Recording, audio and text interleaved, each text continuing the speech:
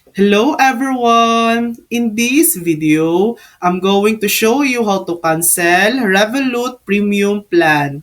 First, open the Revolut app and tap your profile icon in the top left.